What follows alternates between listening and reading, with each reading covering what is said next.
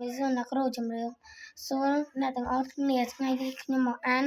ដំណាំស្រូវ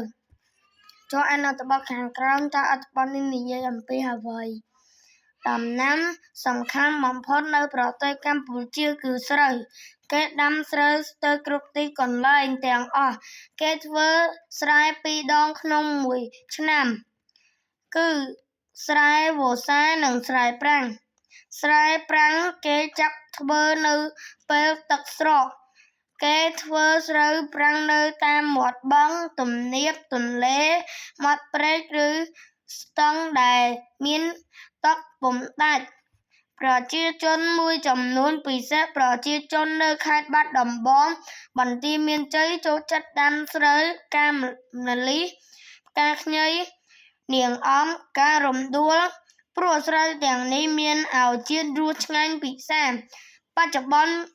វិស័យកសិកម្មដែល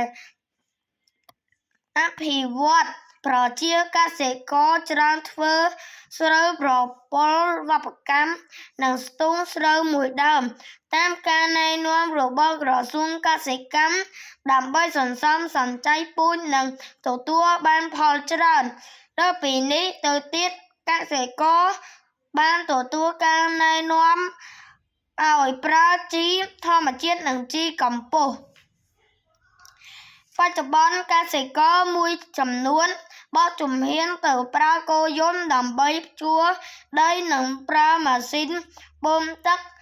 ម៉ាស៊ីនបោកស្មៅជំនួសកម្លាំងគោក្របីពួកគាត់ទទួលផលបានច្រើនធ្វើឲ្យជីវភាពពួកគាត់ធូរធារជាលំដាប់អរគុណអ្នកគ្រូ